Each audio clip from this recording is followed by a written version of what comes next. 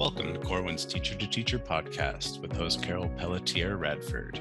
Carol is an experienced classroom teacher, university educator, founder of mentoringinaction.com, and author of 4 best-selling professional books for teachers. She believes the best form of professional learning happens when teachers engage in authentic conversations and share their wisdom. In every episode, Carol and her guests share stories about pivotal moments in their careers, successful classroom strategies, and personal actions they take to minimize stress and stay healthy. The Teacher to Teacher podcast is a place to engage in authentic conversation and reflection with experienced educators. We hope these conversations will energize you, keep you inspired, and remind you why you chose to become a teacher. Hello, and welcome to the Teacher to Teacher podcast. I'm Sonja Hollins-Alexander, Associate Vice President, Content Advisor, and Scholar here at Corwin. This season of the podcast focuses on mentoring in action. We have such a rich episode for you today, centered around the topic of Purposeful Mentoring Conversations. Our guests are Doug Fisher and Vanessa Smith. This episode is interesting because it provides the perspectives from a seasoned educator who is a renowned author paired with an early career teacher. Doug Fisher is professor and chair of educational leadership at San Diego State University and a leader at Health Sciences High and Middle College. In 2022, he was inducted into the Reading Hall of Fame by the Literacy Research Association. He has published widely on literacy, quality instruction, and assessment. I also have had the opportunity to work very closely with Doug on some writing projects. And what I can say is he knows how to pay it forward. He is always looking at and seeking ways for educators to continue to grow and develop in their own passions. And so Doug is just a really great friend of mine. And I'm just thankful that not only does he do that for me, but he does that, I would say, probably for the entire world. But there are many people who have been able to just benefit from the way in which Doug continues to give back. Vanessa Smith is a national board certified elementary educator in her 6th year of teaching and a proud recipient of the Milken Educator Award for North Carolina. Passionate about making learning fun and creative, she strives to inspire a lifelong love of learning in her students. I just want to say, way to go, Vanessa. Oh my, you are a national board certified teacher in your 6th year of teaching and a Milken Educator Award recipient. Oh my goodness, I know that you all are going to be able to learn so much from her. In this episode, Carol talks with Doug and Vanessa about purposeful mentoring conversations. This means understanding the specific needs and goals of the mentee and tailoring the conversation accordingly. By doing so, mentors can provide targeted guidance that will have a more significant impact on the mentee's growth. So, whether you are a mentor or a mentee, remember the importance of purposeful conversations in your professional development journey. We hope this insightful conversation will spur your own reflection. Let's listen in to Carol, Doug, and Vanessa's conversation. Hello, everyone. I'm Carol Pelletier Radford, and I am your host for the Teacher to Teacher podcast. The theme for season 4 is really close to my heart, is mentoring and mentoring in action. Like, what does it look like? How important is mentoring for all of us? And what does it look like in schools? So today I have 2 very interesting guests. I have a professor and very famous literacy published author with many books that we are going to talk about. And I have an early career teacher, Vanessa. Hi, Vanessa, with me. And we're going to have a conversation about purposeful mentoring conversations and what does that mean. So this is episode 2, and we're glad you're here. So before we get started, Vanessa, would you introduce yourself and give us a little background of where you are in your career? Absolutely. Thank you, Carol. I'm Vanessa Smith. I'm in year 6 of teaching. I just got my national board certification this past winter, which is awesome. So yeah, year 6, and I'm in Charlotte, North Carolina. Thanks, Vanessa. And you also recently received a national award. Share a bit about that.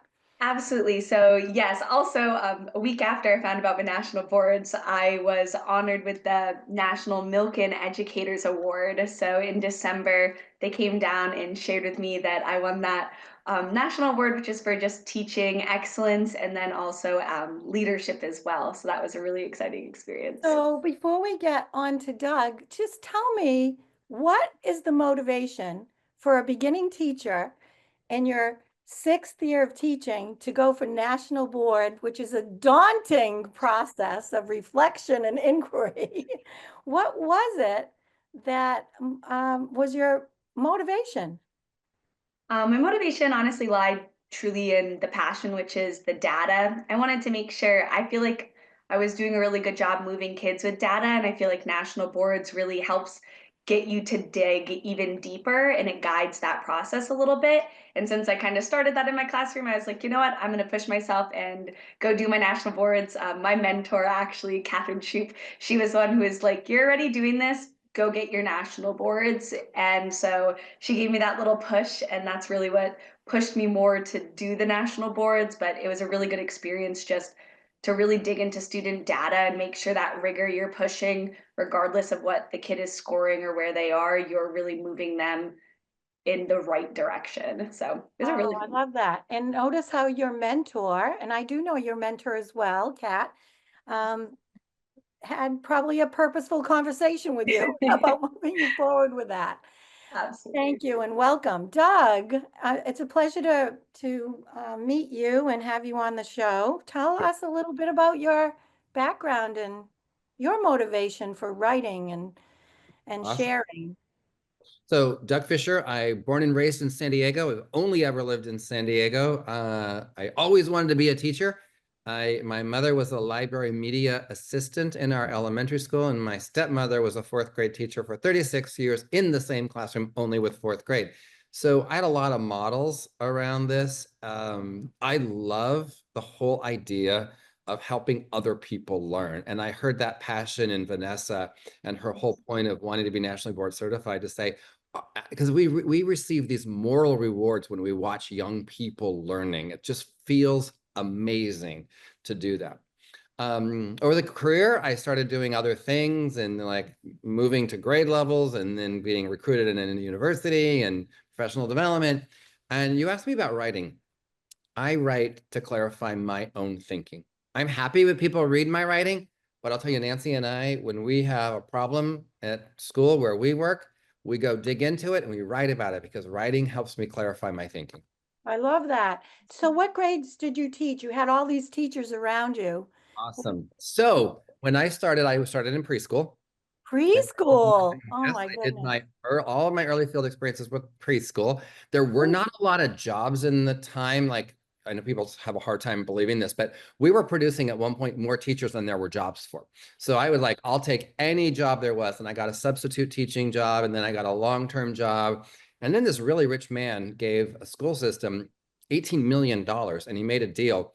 If you take this as a school, if you take my $18 million, the teachers have to be the teachers with the kids all the way through their elementary experience. So we taught the same kids K, 1, 2, 3, 4, Oh and my 5. God. Talk about A loop the across. loop, the whole Yeah. loop. Yes. Wow. And off they went to middle school, and we went back to my team went back to kindergarten. The school was so big that we had 18 kindergarten teachers. That's how big the school is. Wow. That's 150 kids. amazing. But they went off to middle school. It was not a great experience. So a group of us who started the very first, it was called the Bridges cohort, the very first cohort that went all the way through, we decided to go back to school and get single subject credentials. And so I went back to school and got my single subject, and I taught the same kids in 9th grade when they came to 9th grade. Oh, wow. And then the 12th grade teacher went on medical leave in October, and I taught them again in 12th grade, their last year of high school. These students are moving in with you. They're like, Yes. they're definitely your family. Do you still Yes, have good, bad, and connections? ugly. We all know each other. Oh, yes. I Oh, watched them yes. in college. I took them back to see their families in San Diego. Yes. And we, So we often share stories like, well, when you were in first grade or when you were in fifth grade, when you were in high school, you did this. So, yes. So did you have mentors along the way that were guiding you through all these different grade levels? Well, that was the cool thing because, when you teach the same grade level year after year, you start getting good at it and you start to Right, anticipate. Here right. will be conceptions. Here's how the year will go. Well, when you change grades every single year of your life, this rich man hired mentors for us. Oh, Mentors helped us interesting. organize the curriculum as grade levels. And so the mentors stayed with us for multiple years and said, okay, now we're moving to third grade. Here's what third grade is going to be about. And I like to Right. say, the So you math got got really that, hard in third grade. right, content coaching all along because it takes so much to rebuild that curriculum in your head if you haven't taught it before. So our listeners are hearing some really interesting dynamics of the way you can teach. A beginning teacher who is nationally board certified, and then a very experienced educator who taught all the grades in school, and now you're writing about it. So let's dive into the importance of mentoring, because you both kind of mentioned mentoring in your intro. Vanessa, can you share a time when you really felt mentoring feedback, or when you observed somebody mentoring? Like, how is mentoring important to you? Absolutely. Makes me always think back to my first year of teaching, and it was one of the first times my mentor ever observed me teaching in the classroom. I had 26 students, first graders, and I felt super prepared for the lesson. I knew she was coming in, so I knew the curriculum pretty well. After our little debrief, when she watched the lesson, she's like, "Oh, how did you think it go?" And I was like, "I was so proud. I had things to share out and feedback that I was giving myself." But then she asked me, she's like, "Oh, what were the kids doing while you were teaching?" And I was like, "Oh, well, they were on the rug listening. They were doing this, this, and this." And she's like, "Well, did you notice this student?" And his name was Lamar, and he was sitting like directly right below me. And I thought that's where he stayed the whole lesson. But she shared with me he actually like moved around the rug all over the room. And then by the time I turned back around, he was right where he should be, because where I was standing wasn't a place where you really notice that movement, because it's all out of your peripheral vision. And so the feedback when she was giving me, it was honestly just very short, very sweet, very simple. And it was, where you stand matters. And it's called Pastor's Perch, I think is what it's called, where you always want to have like the view of the class. You never want to have just straight on, because you miss so many things that happen. And when you miss that, you really can't hold yourself or the class really accountable, because you never know what they're doing. And so that aha moment really came there, because she taught me really that what you do matters just as much as what you're doing, what you're teaching. That management part really is crucial in teaching. And that conversation felt no judgment. It was so nice to just have that honest conversation of like, hey, this is something for you to do. It felt like a friend just giving you advice versus somebody coming in to judge you. And so that was a really nice part of having such an open mentor, was they're really able to give you simple, focused feedback without that judgment that you can implement the next day, or even if it's a break and then you go back to teaching, just stand in a different place, because you can really see the room and gauge the 100% of the kids. So what you're sharing, a lot of novice teachers have said to me, like they've, and Doug's going to weigh in too, is just teaching that content is what all of us want to do. And Yep. that clarification of like what I'm teaching, and that awareness of who are we teaching. And I remember a time when I was doing a supervision class, and we would record for the novice teachers with their permission, just the students. Yep. So we did this whole supervision class, and we never recorded the teacher up at the front of the room delivering. It wasn't like stand and deliver. It was reaction to what you're delivering. And then we would have this conversation looking at the video together and actually seeing what the student was doing, but not even telling. So sometimes purposeful mentoring conversations, I learned, were showing the novice, this is what happened. What do you think was going on? So we don't know. Doug, what's your reaction to Vanessa's story with your experience in working with beginning teachers and teaching yourself? Awesome. So all of us, not just early career teachers, all of us, when we're learning a new strategy, or routine, or whatever, we tend to pay more attention to ourselves because it's a new habit we're trying to develop. So even when we're mentoring teachers who are more veteran to go and adopt a new practice, a new strategy, a new technique, we tend to focus more on ourselves and not the impact of whatever we're doing, because we have to learn the strategy. So I really appreciate that acknowledgement. And second, the comment that Vanessa made around not feeling judged.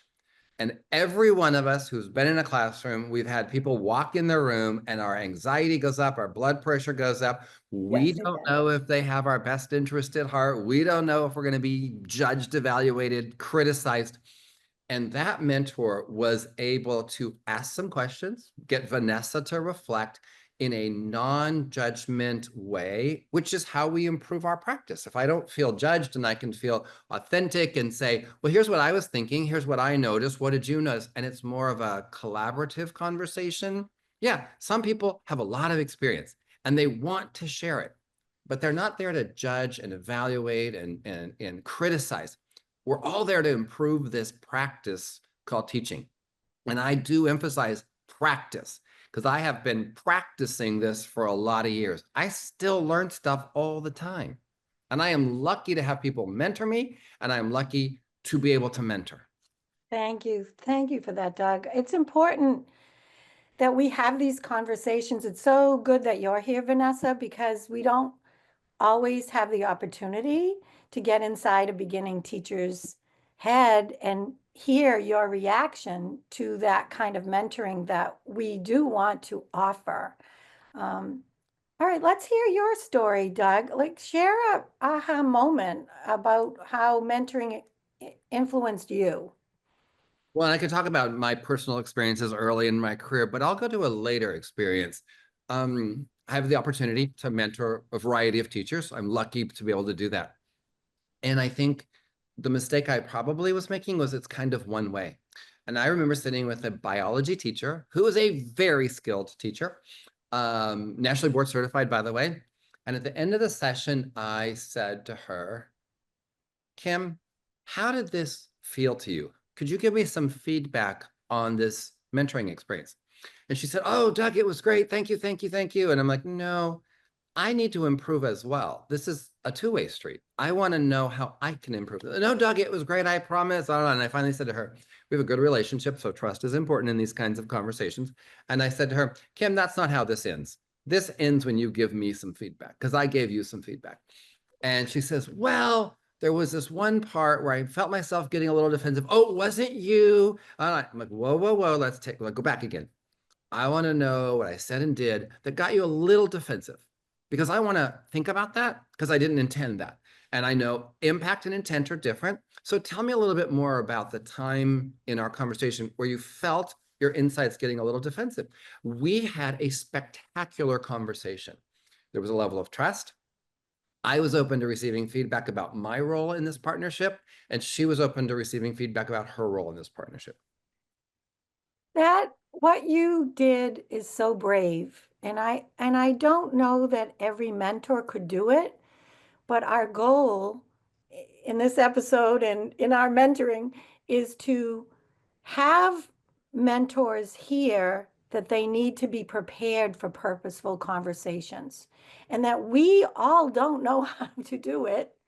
But I so appreciate your courage to ask for that feedback. And it shows our listening audience that we all, as mentor preparers, mentor trainers, whatever we want to call the work we do, need to be intentional about how we frame these conversations so that the beginning teachers like Vanessa do get what we're doing. Because sometimes, here's the bottom line. Mentoring conversations are very personal. We're talking about somebody's teaching. And then what you did, Doug, a nice bookend to Vanessa is you said, I'm going to make it personal for me too. So Vanessa, what do you think about that story? I'm Yeah, I think impressed. Yeah, I was going to say the same thing. I think Doug said it earlier too, when he said that teaching is practicing. And I think he was able to build such a good trust with that teacher because he showed them that, hey, even though I've been in the field for a while and I might be somebody you're learning from, I can still learn from you. And so it put that value in the teacher right back, regardless of how many years they've been in the field, because just like you said earlier, teaching, you really can learn something no matter what year you're in. You're always practicing to get better. Every year, something changes to be added as a best practice. Something new comes out where you can now develop different strategies and you want to try it out. And so teaching really is about that. I know it's cheesy. They always say it's like lifelong learning, but if you're not willing to change, you're not going to be able to educate the newer students that are coming in. Same thing with the newer teachers, because you're not building that relationship that's a true, honest relationship, not one to just have because you have to mentor. You're there because you want to be better and you also want your mentee to be better as well. And I think sometimes there's like a stigma around that because mentoring sometimes can be seen with a negative connotation of like, oh, that's only for somebody who's new. They're the only ones that need mentors, when in reality, everybody could benefit from coaching, mentoring, because kids change every year. I know, Doug, you got to keep the same class, and I bet that also came with a lot of challenges as well. But even when you stay in the same grade, the kids change. So just because what you're teaching is the same, you still have to make a lot of changes to really adapt to that classroom. So everybody could benefit from that mentor, that coach, to really push you to be so reflective in your practice. So mentors need that preparation and practice as well, is what I'm hearing from what Doug's saying, from what you're saying.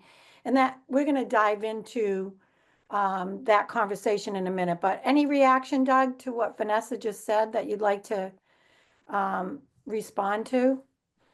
I appreciate her comments around the receptive nature of this, that it's intended to be growth producing.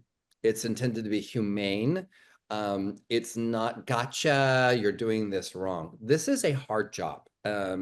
Everybody in the public thinks they can do our job at least as good as we do the teaching job.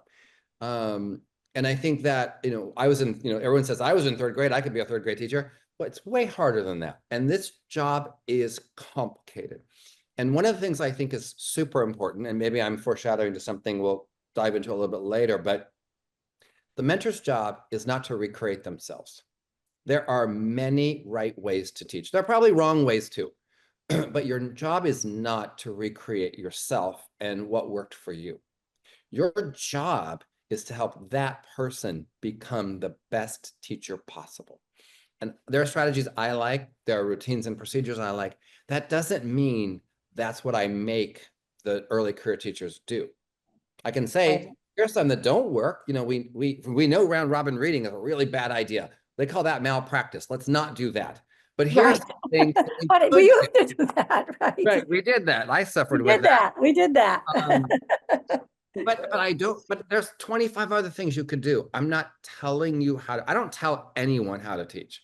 Right. Because there's lots of right ways to do this job. Because we're introducing strategies in these conversations. So let's dive into the topic that I chose for us today. But I want to just say, this is not evaluation. That's kind of what we've been jumping around, is that mentors, and when I prepare mentors and they're in schools, we want them not to be the principal that's coming in to assess whether you're going to get rehired or not. And in a lot of places, that's a touchy situation, because some mentors have told me that principals have asked them, is Vanessa a good teacher? Should I rehire her? And the mentors have had to say, I'm a confidential colleague. This is the role that I am playing. And the novice teacher has to know that. Yeah. Otherwise, they don't open up like what you're talking about, Doug, and tell you, because If they thought you were assessing them, you never would have gotten the answer that you made me feel uncomfortable. But Yep. because the role of a mentor has to be identified as a confidential colleague who's, as you say, helping someone learn how to teach and introducing a variety of practices.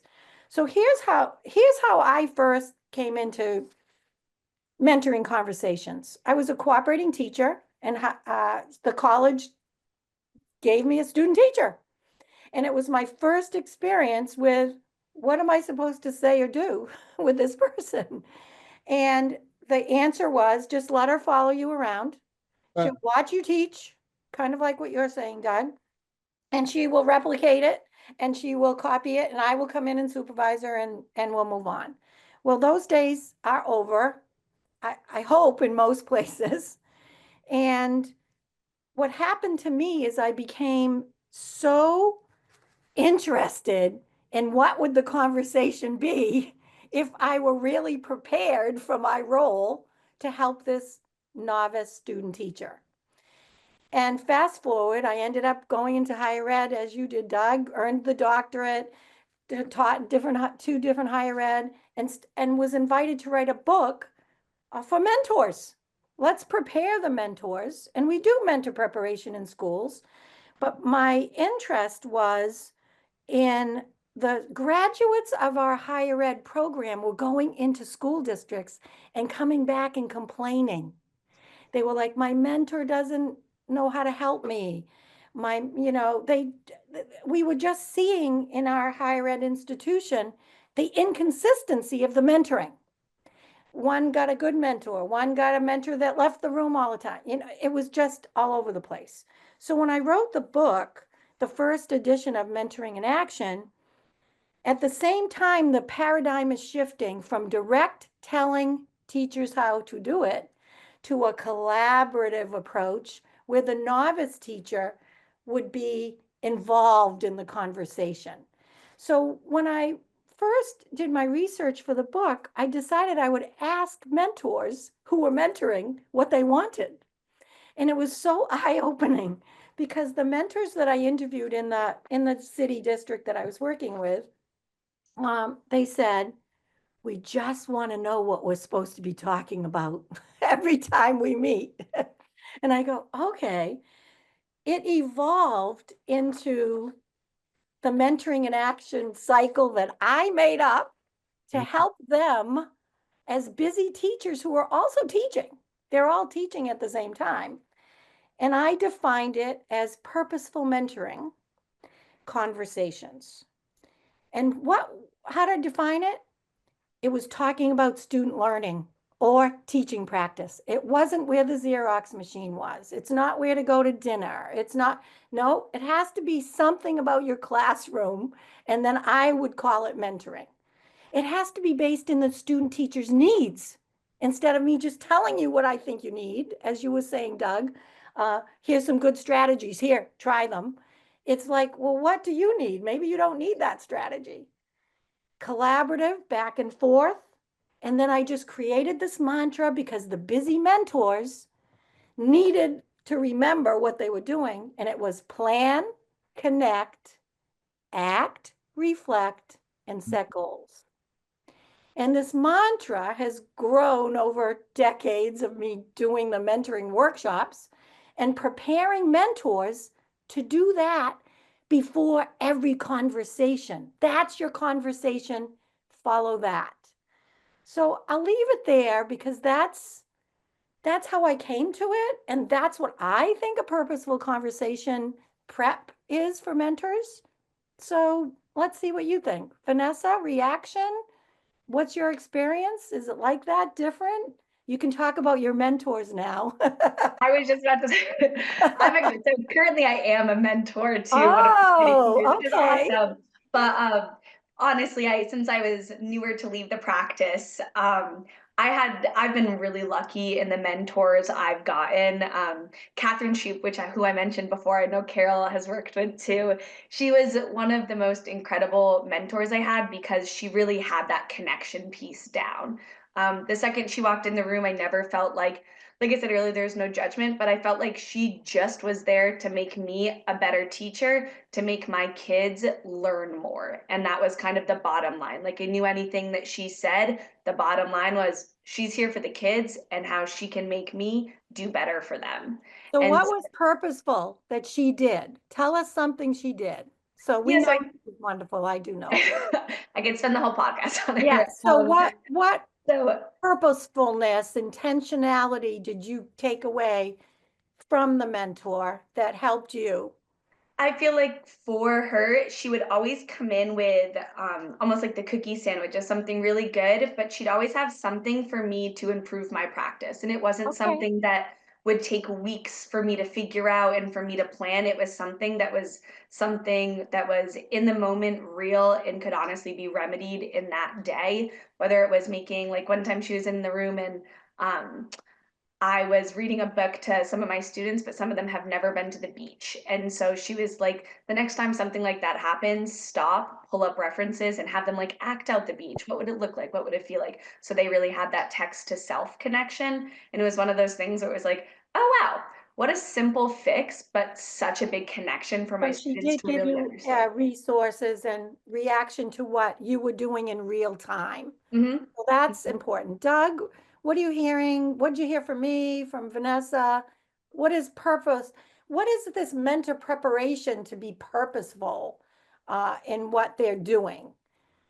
Well, first of all, I just love that you call it purposeful, that there is Thank you. purpose, intention Yes, in the mentoring. We don't just show up right. and react to what we see. We plan the conversations, we plan the observations, we have different conversations with different mentees. And the Yes, purpose yes, includes where to next. And where to next with you might be different than where to next with you, and yes. you. It's not, the phrase cookie cutter. It's not formulaic. And that's why I like that you call it purposeful. And I also like that you call it in action, because it implies to me that I am helping this person take action based on what's happening. What's next in your development as a teacher?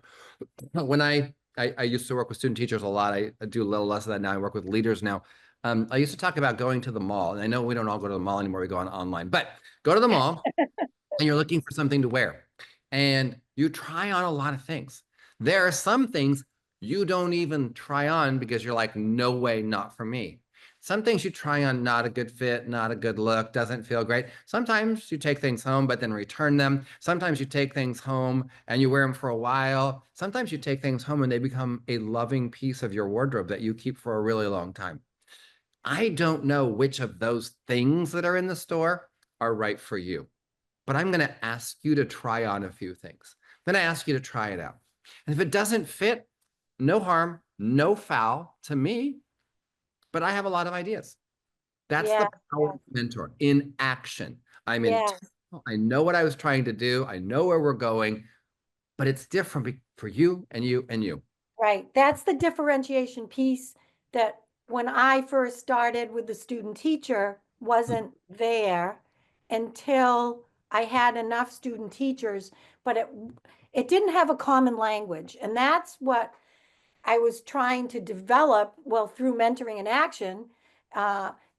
When I had the student teachers go to the school districts and it was so inconsistent, there was no common language. Like I could never talk to a group of mentors because they were, differentiation though is different. What you're saying, Doug, I totally agree with. We have to differentiate based on the need. And the novice teacher knows what they need in some ways, but they don't know to do the beach thing because Kat had to introduce that because you didn't see it. You didn't see the students in your class moving all around. The beginning scope. Yeah, exactly. It's the self. Right? In the beginning, Right. it's hard to see beyond, just simply because when you go to school for education, they teach you about it, but you're not actually there to In experience the action. real life action. Exactly. So Right.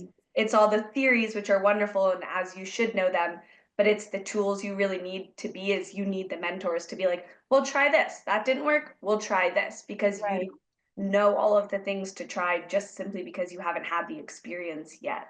Yeah. So, Doug, let's talk a little bit about how do you prepare mentors to do what you just said?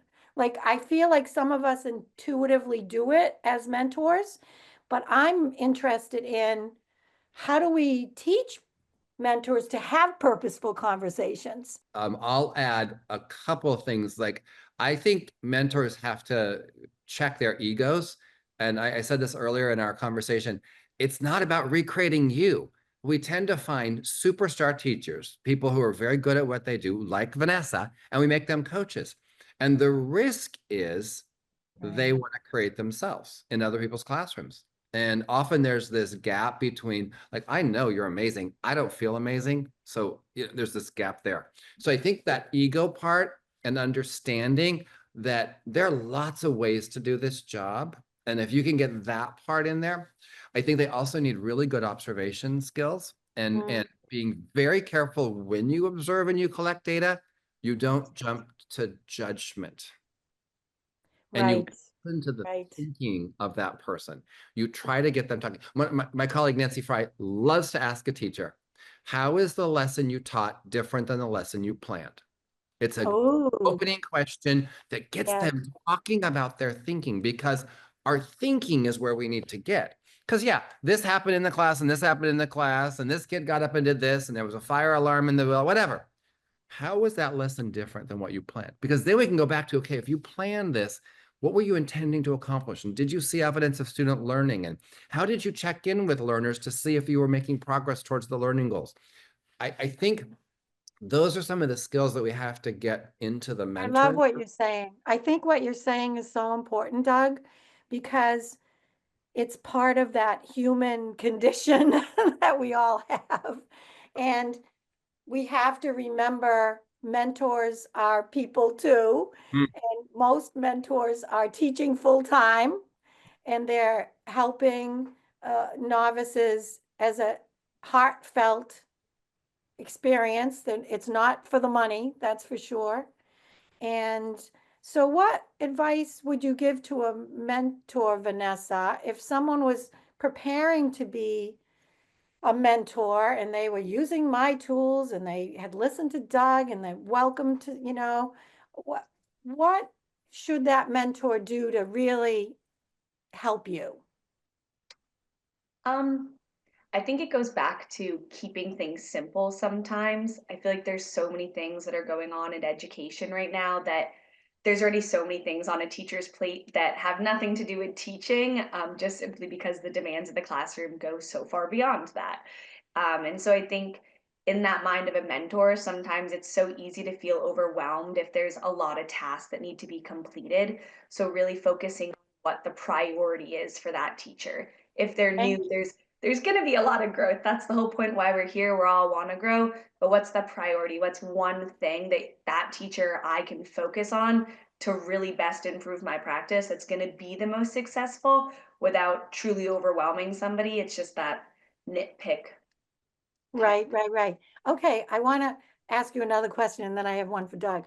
So we do tend to, as teachers, always focus on what we're not doing that well.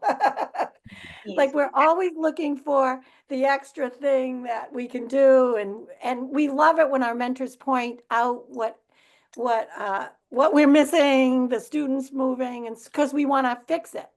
So one of the questions in the mentoring in action, the first act, I call it, the first act is, tell me what's going well. Oh yeah. And then we usually have to wait. So part of the mentor preparation, mentor training is don't talk, don't say anything. Let the novice teacher actually answer the question, even if it takes, this is the old wait time, right, Doug? Like we have to have practice to wait. So, Vanessa, I will ask you, I know a lot of things are going well for you because you have so much to, um, for us to congratulate you on. But in your classroom today, what is one thing that went well? I would say biggest win for me today was student engagement. We had a 2-hour delay, so they all came in very interested and confused why I said no recess because Oh, no recess. I was like, didn't go recess would have well. already, yeah, I was like, recess would have already happened. I mean, they're 6 turning 7, so they kind of struggled with the idea of like, no, I just got to school. What do you mean? It's the same thing. I'm like, no, it's 10 a.m., not 8 a.m. But Oh, I so think that today went well? it went honestly pretty well because I think sometimes with any type of change in schedule, it's easy for the kids to kind of either go a little bit crazier or just kind of lose Okay, interest in things okay. because it's way more like we got to get through things. So my big win today was the kids were really engaged. We made a lot of lessons a lot more fun and creative in the moment because sometimes that's what it takes to really get everything going. But yeah, that would definitely All right, be but I did notice there was a little hesitation when I asked the you question. have to think about it. Yeah, so, I mean, so there's because we 7 things. don't I'm like, think well, I that. messaged these parents and I did this, Right. because you're focused on honestly what you did, not what Right. went well. Because Well, it's like you said, it's honestly really hard, regardless of your job, I would assume, because you're always focused on, well, I could have done this. Oh, I wish I said this. Oh, I right, wish I. right. It's hard to sit and be like, what was one thing I'm proud of that I did? So we want to integrate both kinds of questions clearly. So Doug, I'm going to ask you, what are you doing well right now as a leader in the program, the educational leadership, all the books that you're writing? What's going well for you at this stage? So I work at a high school that Nancy and I and other colleagues started in 2007. I am very proud of our current intervention efforts and the percent of kids that are getting more than a year of learning in reading in a year of school. I'm very, very proud of these efforts. We've worked very hard with support for teachers, coaching of teachers, expectations for the teachers and the paraprofessionals who do this. But Thank if you. I Go could, ahead. I would go back to a comment Vanessa made. Yes. Plate analogy, if it's on our plate. Ah, And I okay. appreciate the plate analogy a lot. So there we are with this plate, and our plate's already full. And let's pretend we're at the buffet with this plate, and we say, hold this plate. I got another plate because I'm going to fill that up as well. What I don't hear mentors often do is take things off the plate. We call it de-implementation in the world. What do we not need to do in class today that would make room for some of the other things? It is so rare to talk about taking things off the metaphoric plate rather than adding things to this plate. And we don't have 5 plates. We're not plate spinners. We can't do that. We have to be thinking about what could we say to teachers? You don't have to do this. You can cut that down. You can cut that out to make room for this. I also want to comment on your focus on strengths. It brought me joy because I think our profession is very deficit oriented. We are much more medical model. I went to the doctor. I have a complaint. My doctor diagnoses it. They try to fix it and we move on. Right. That is the wrong way to approach education with our young people, with our teaching workforce. We have to start with strengths. We have to say, these are the good things. And it is hard for all of us to talk about strengths because we've been socialized to be humble and to attribute success to others. And we have to be saying, there are strengths. These kids that I'm teaching, these high schoolers that I work with, they come with a huge array of gifts or funds of knowledge, strengths and assets. And if we could get teachers and teams to talk about strengths, they might just raise their expectations for themselves and for their students. Thank you for that. So what's your biggest strength, Doug? I probably would say that I synthesize evidence really well. I think I'm good at reading primary research articles and saying, here's what it means in a classroom. I am not a researcher. I don't write research studies. It's not who I am, but I'm really good at reading them and figuring out what they mean. Some people call that translational research. I think about like, what am I good at in making it happen in the classroom? I love that.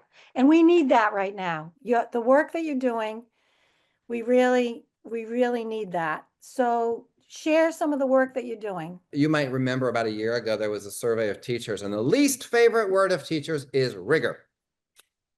The least Yeah, favorite word. it sounds heavy to me, heavy. Yeah. Rigor, and I don't know what it means. So when you dig into the survey data, teachers say, I don't know what it means, and it's used against me. Like, I'm not rigorous. So that spurred us to say, well, what do we mean by rigor? And there's lots of different definitions out there.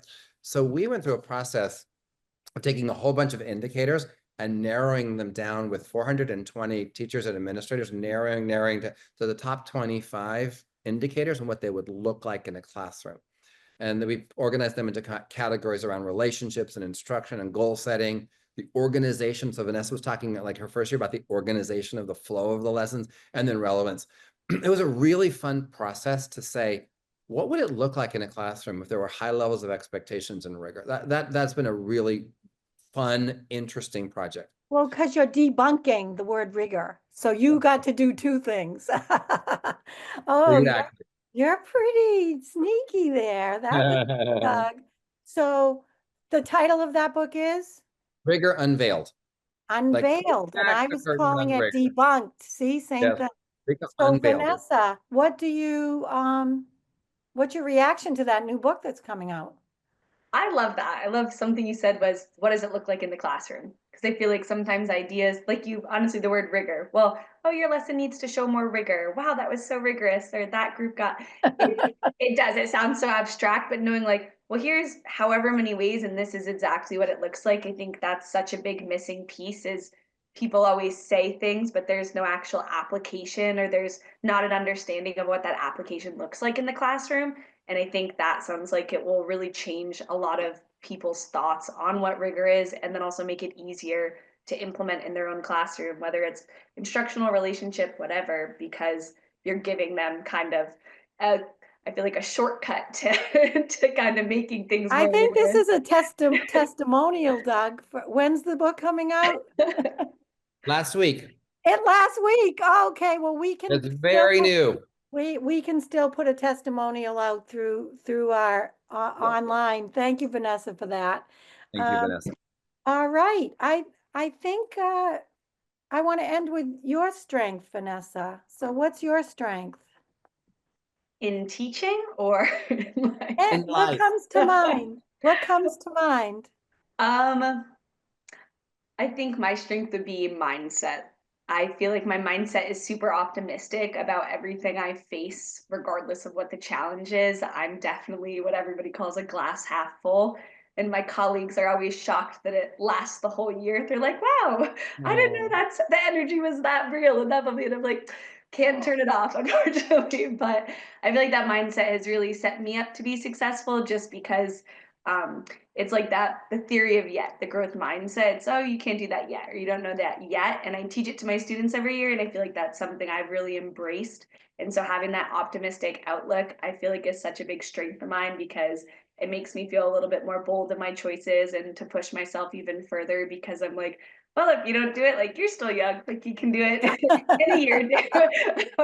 Because it really does. It gives me kind of like, failure is just another way to keep learning. It's not the definition or the end. That's just a way to keep pushing yourself. So thank you, Vanessa. The last word, Doug. Last word before I close out. I just loved hearing Vanessa's optimism and mindset and her ability to risk take in front of colleagues. Thank you both for being with me today. It was an interesting conversation, and I just changed the affirmation for the end of the show. I had this affirmation: I focus my mentoring conversations on my novice teacher's needs, and I'm changing it to, I focus my mentoring conversations on my novice teacher's strengths. Beautiful. And for novices, I share my needs with my mentor so I can improve my practice.